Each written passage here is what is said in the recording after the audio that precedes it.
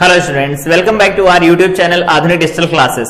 पिछली क्लास में हम लोगों ने आइंस्टीन की प्रकाश वैद्युत समीकरण देखी थी, उनके ग्राफ देखे थे, कैसे कैसे समीकरणें बनती हैं, उनको अलग अलग कैसे हम लोग रिप्लेस करके वैल्यू लिख सकते हैं। जैसे यहाँ पर देखो लिखा गया था, यहाँ पर लैम्डा के टर्म में था, यहाँ न्यू के टर्म में ग्राफ दिया गया था, निकालना हो बना सकते हैं। वी वर्सेस न्यू ग्राफ भी देखा था और साथ में यहां पर देखा था कि एच न्यू आकर के गिरा तो डब्ल्यू चला गया कार्यफलन में, तो बची हुई ऊर्जा गतिज ऊर्जा के रूप में चली जाती और अधिकतम गतिज ऊर्जा को हम किसके बराबर लिखा करते थे? ईवी नॉट के बराबर लिखा करते थे, जहां वी नॉट अंतक वोल्टता या निरोधी विभव होता है। ठीक है, आज की क्लास में हम लोग इन्हीं का प्रयोग कर प्रकाश वैद्युत प्रभाव के नियमों की व्याख्या करेंगे। तो प्रकाश नियमों की व्याख्या करें तो पहला नियम याद होगा, आई थिंक पिछले क्लास में देखा भी था कि किसी निश्चित प्रकाश संवेदनशील कोई निश्चित अगर प्रकाश संवेदनशील पदार्थ से इलेक्ट्रॉन का उत्सर्जन करने के लिए आपतित प्रकाश की एक न्यूनतम आवृत्ति निश्चित होती है, जिस पर इलेक्ट्रॉन का उत्सर्जन होता है उस पदार्थ से। तो हम लोगों ने पढ़ा कि जो E लिखा जाता है माइनस W लिखा जाता है वो किसके बराबर होता है? वो KE मैक्स के बराबर होता है, अधिकतम गतिज ऊर्जा के मान के बराबर होता है। सही है। तो अगर यहां पर बात करते हैं कि KE मैक्सिमम की वैल्यू धनात्मक निकल के आए फॉर KE मैक्सिमम की वैल्यू अगर धनात्मक निकल के आए तो धनात्मक तो तभी निकल के आ सकता है ना जब ये वैल्यू ज्यादा ये कम हो। इसका मतलब है कि E की वैल्यू ज्यादा हो, किससे? W से ज्यादा हो। सही आया। अब अगर E की वैल्यू लिखें तो यहां लिख सकते हैं एच न्यू, ये किससे ज्यादा होना चाहिए? एच न्यू नॉट से ज्यादा होना चाहिए, क्योंकि हम जानते हैं E बराबर क्या लिखा जाता है? एच न्यू लिखा जाता है और W बराबर क्या लिखते हैं? एच न्यू नॉट लिखते हैं। सही है। अब यहां से देखो H को दोनों तरफ से कैंसिल करवा सकते हैं। ठीक है, तो यहां से जो न्यू की वैल्यू वो किससे ज्यादा होनी चाहिए? न्यू नॉट से ज्यादा होनी चाहिए। तो ये न्यू क्या है? आपतित विकिरण की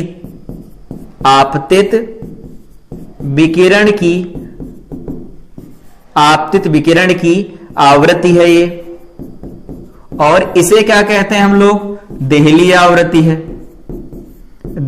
आवृत्ति है।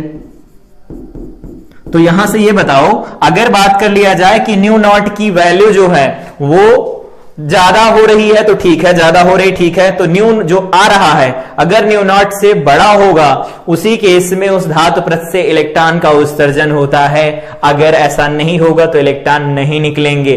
तो लिखना चाहो लिख लो, अगर न्यू की वैल्यू घट जाए न्यू नॉट से तो पृष्ठ से इलेक्ट्रॉन का उत्सर्जन नहीं होगा। इस बात का हम ध्यान रखेंगे। तो पहला पॉइंट देखो समझ में आ गया।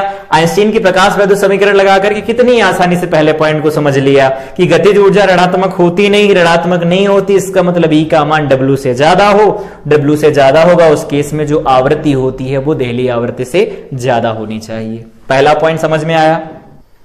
अगला नियम देखते हैं। अगला नियम था हमारे पास, किसी धातु पृष्ठ से फोटो इलेक्ट्रॉनों की जो उत्सर्जन की दर होती है वो तीव्रता के समानुपाती होती है। अब बात करें तीव्रता होती क्या है, फिर उससे रिलेट करके डायरेक्ट समझ लेंगे। तो तीव्रता का मतलब होता है कि प्रति सेकंड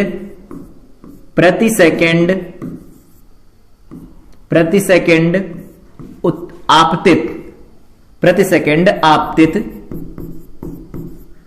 फोटो इलेक्ट्रॉनों मतलब फोटानों की संख्या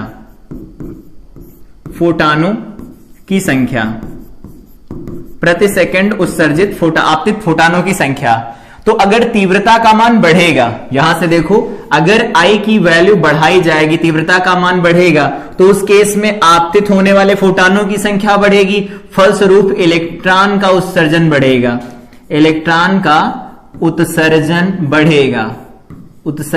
बढ़ेगा। और ये बात यहां से भी पता लग रही है कि जो KE मैक्सिमम होता है, KE मैक्सिमम जो होता है वो किसके बराबर होता है? वो बराबर होता है H new minus H new not. इससे तो डायरेक्ट भी पता चल रहा है ना कि जैसे जैसे आवृत्ति बढ़ेगी उस केस में काइनेटिक एनर्जी बढ़ती जाएगी, लेकिन अगर तीव्रता का मान बढ़ाते जाएंगे तो प्रति सेकंड गिरने वाले फोटोनों की संख्या बढ़ेगी, तो उत्सर्जित इलेक्ट्रॉनों की संख्या बढ़ेगी। इसका मतलब ये होता है कि फोटो इलेक्ट्रिक करंट प्रकाश वैद्युत धारा का मान बढ़ जाएगा। ठीक है।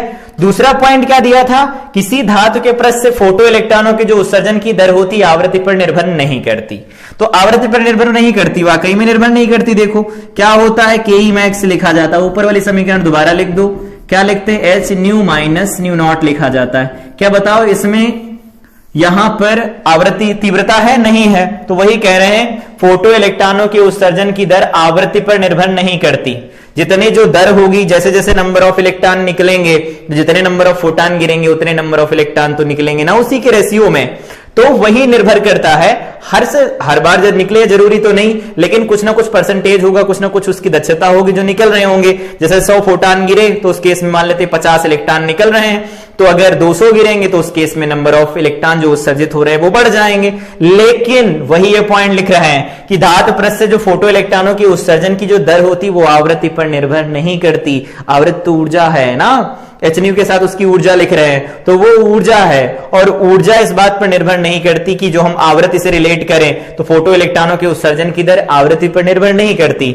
यहां पर लिखा भी गया, फोटो इलेक्ट्रॉनों के उत्सर्जन की दर आवृत्ति पर निर्भर नहीं करती, क्योंकि आवृत्ति बढ़ने से फोटो इलेक्ट्रॉनों की अधिकतम गतिज ऊर्जा, आवृत्ति बढ़ने से फोटो इलेक्ट्रॉनों की अधिकतम गतिज ऊर्जा बढ़ती है।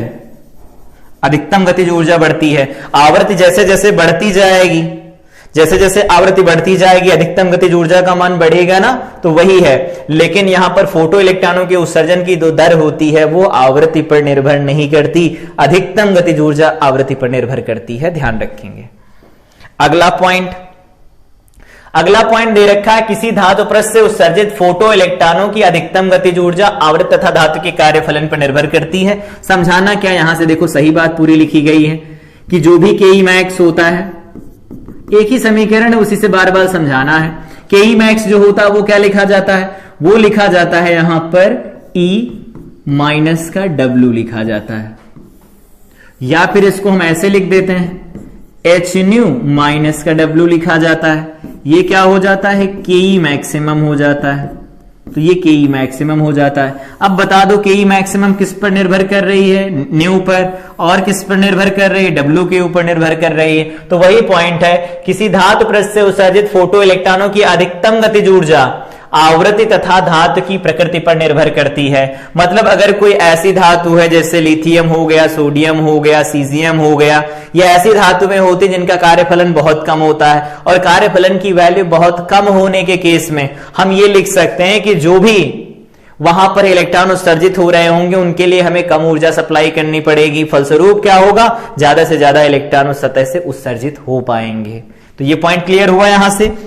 अगला पॉइंट है यहां पर कि धातु में उपस्थित मुक्त इलेक्ट्रॉन प्रकाश को अवशोषित करके ऊर्जा ग्रहण करते हैं। मतलब यहां पर अगर ये कोई धातु की प्लेट दे रखी है ऐसी, इसके अंदर ये इलेक्ट्रॉन पड़े हुए हैं ऐसे ऐसे ऐसे, यहां पर आकर के विकिरण गिरा, इसने ऊर्जा को अवशोषित किया, ऊर्जा को अवशोषित कर लेते हैं और धातु पृष्ठ से बाहर चले जाते हैं। सही है। यहां पर अगर एच न्यू का प्रकाश आकर के गिरा और इसकी दहली आवृत्ति न्यू नॉट दे रखी है, न्यू नॉट दे रखी है, तो उस केस में इसकी जो गतिज ऊर्जा लिखी जाती है वो क्या लिख सकते हैं, H new minus H new not लिख सकते हैं। ये अधिकतम गतिज ऊर्जा हो जाएगी। इस पर गिरेंगे और अवशोषित करके बाहर चले जाएंगे। इसमें जो एक मेन पॉइंट होता है, लिखना चाहो तो लिख लो, बहुविकल्पीय में क्वेश्चन ये पूछा जा सकता है, यह प्रभाव प्रत्येक ताप पर होता है, अर्थात ताप पर निर्भर नहीं करता। ताप पर निर्भर नहीं करने का मतलब यह है कि जैसे जैसे हम बात करते हैं कि प्रकाश वैद्युत प्रभाव है, तो प्रकाश वैद्युत प्रभाव हर एक ताप पर हो रहा होगा।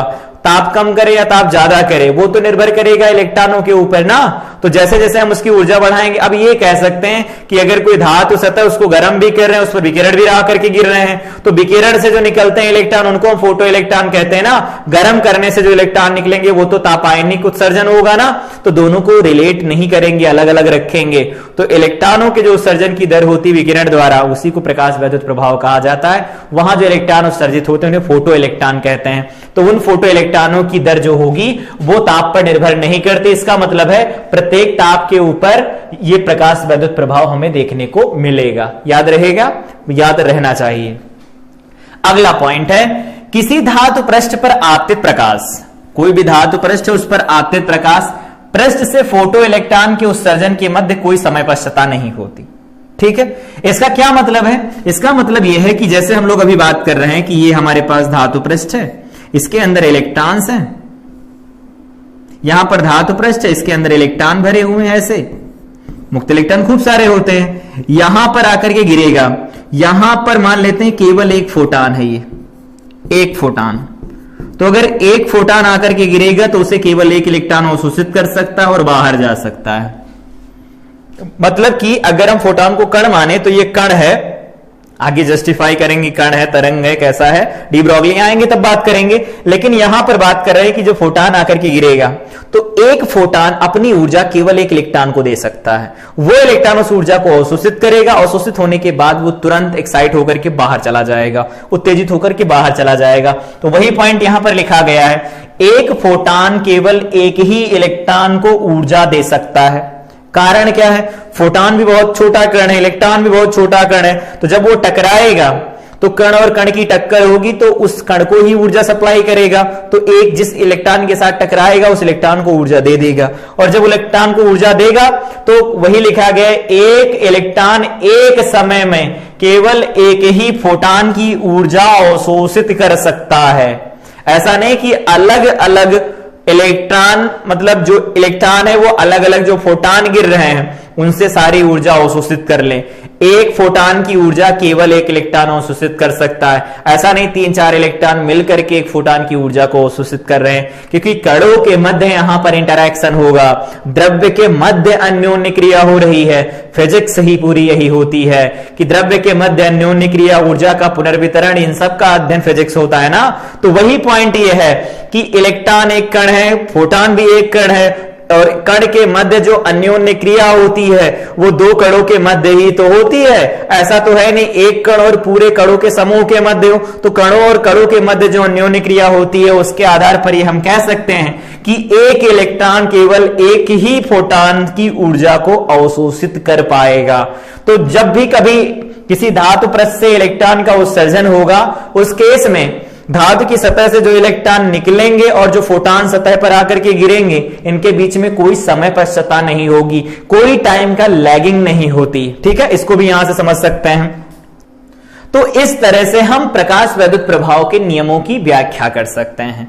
फिर से रिकॉल करते हैं पहला पॉइंट, जब किसी धातु पृष्ठ पर विकिरण आकर के आपतित होते हैं तो उस सतह से इलेक्ट्रॉन उत्सर्जित होते हैं। अगर विकिरण की आवृत्ति देहली आवृत्ति से कम है तो इलेक्ट्रॉन उत्सर्जित नहीं होंगे, अगर अधिक होगी तो इलेक्ट्रॉन का उत्सर्जन होता है। ठीक है, दूसरा पॉइंट क्या होता है, जो भी फोटो इलेक्ट्रॉन उत्सर्जित होते हैं उनके उत्सर्जन की दर तीव्रता पर निर्भर करती है। जैसे जैसे तीव्रता बढ़ाते जाएंगे, आपतित जो भी इलेक्ट्रॉन उत्सर्जित होते हैं उनके उत्सर्जन की दर बढ़ेगी, फलस्वरूप परिपथ में बहने वाली धारा का मान बढ़ जाएगा, प्रकाश वैद्युत धारा बढ़ जाएगी। अगला पॉइंट यह होता है कि जो भी गतिज ऊर्जा होती है वो तीव्रता पर निर्भर नहीं करती, तो किस पर निर्भर करती? तो अगला पॉइंट होता है जो इलेक्ट्रॉन होते हैं या उत्सर्जित जो इलेक्ट्रॉन होते हैं उनकी अधिकतम गतिज ऊर्जा आवृत्ति तथा वस्तु के कार्यफलन पर निर्भर करती है। फिर अगला पॉइंट यहां पर देखो लिखे भी गए हैं, धातुओं में उपस्थित जो मुक्त इलेक्ट्रॉन होते हैं, इन्होंने एक्सप्लेन कर दिया इसे पूरा कि जब भी किसी धातु सतह के ऊपर आकर के इलेक्ट्रॉन गिरेंगे और उससे फोटान आकर के गिरेंगे और उससे इलेक्ट्रॉन जब उत्सर्जित हो रहे होंगे तो उनके बीच में कोई समय पश्चता नहीं होती, टाइम लैगिंग नहीं होता। इन सारे पॉइंट्स को कवर करके हम आइंस्टीन की प्रकाश समीकरण को लगा करके इन्हें समझ सकते हैं। प्रकाश वैद्युत प्रभाव के नियम क्या होते हैं एक बार पढ़ लिया, आइंस्टीन की प्रकाश वैद्युत समीकरण लगा करके इन्हें समझ लिया। आई थिंक ये सारे पॉइंट्स याद रहेंगे। इसके आगे यहां पर बात करते हैं तो स्टार्ट होता है कि जो प्रकाश है उसकी कण प्रकृति पढ़ते हैं, उसकी तरंग प्रकृति पढ़ते हैं। तो इस तरह से हम प्रकाश वैद्युत प्रभाव के नियमों की व्याख्या कर सकते हैं। प्रकाश के वैद्युत प्रभाव के नियम क्या होते हैं वो तो पढ़ लिए थे, आइंस्टीन की प्रकाश वैद्युत समीकरण भी हम लोगों ने पढ़ ली, यहां आज की क्लास में उनकी व्याख्या भी कर ली। तो वो पॉइंट्स याद होने चाहिए और उनकी व्याख्या कैसे कर सकते हैं ये भी याद होना चाहिए। साथ में आइंस्टीन की जो प्रकाश वैद्युत समीकरण होती है उसके जितने भी पॉइंट्स होते हैं वो सारे के सारे पॉइंट्स यहां पर याद होने चाहिए। आई थिंक ये सारे के सारे पॉइंट्स याद रहेंगे। यहां पर देखो समीकरणें लिखी भी गई हैं और इनको यहां पर समराइज भी किया गया है। एक समीकरण न्यू के फॉर्म में लिखी जाती है, एक समीकरण लिखी जाती है लैम्डा के फॉर्म में, और उनको अंतक वोल्टता के साथ रिलेट करके हम ग्राफ भी खींच सकते हैं। तो इनको खींचना आना चाहिए। ग्राफ कैसे खींचे जाते हैं, अगर कोई न्यूमेरिकल पूछा जाता है तो वो न्यूमेरिकल हमें समझ में आना चाहिए। अगली क्लास में हम लोग इसके कण प्रकृति के ऊपर ज्यादा जोर देकर के हम फोटॉन के बारे में बात करेंगे। साथ में फिर डी ब्रॉगली का कॉन्सेप्ट लगा करके द्रव्य की द्वैतीय प्रकृति के बारे में बात की जाएगी कि फोटॉन को हम कण कब लेते हैं, तरंग कब लिया जाता है, फोटॉन तरंग या कण है, कोई कण तरंग और कण का नेचर एक साथ रख सकता है या नहीं रख सकता, इन सब के बारे में बात करेंगे। तो तब तक के लिए इस क्लास को रिवाइज करें। अगली क्लास में हम जब मिलेंगे तो बात कर रहे होंगे कण प्रकृति के बारे में कि प्रकाश की कण प्रकृति क्या होती है। वहीं घूम करके पहुंच गए हम लोग जब हम लोग न्यूटन के कणिका सिद्धांत के बारे में पढ़ रहे थे। तो न्यूटन के कणिका सिद्धांत के बाद में हाइगेंस ने व्यतिकरण, विवर्तन और पोलराइजेशन इन सबकी व्याख्या हुई, यहां से तरंग का गुण निकल के आया। लेकिन उसी समय पर हर्ट्ज का प्रयोग जो था प्रकाश विद्युत प्रभाव का, उसने कहा कि जो इसको हम अगर समझा रहे हैं तो अगर कोई कण आकर के इलेक्ट्रॉन से टकराएगा तभी इलेक्ट्रॉन वहां से निकलेंगे। इलेक्ट्रॉन को अगर हम कण मानते हैं तो इलेक्ट्रॉन कण है, इसका मतलब कण को कण ही विस्थापित कर सकता है, अर्थात जो प्रकाश गिरा वो कण है। तो अब कण प्रकृति की व्याख्या हम लोग करेंगे। तो तब तक के लिए इस क्लास को रिवाइज करें। मिलते हैं अगली क्लास में। Till then I wish you all the best.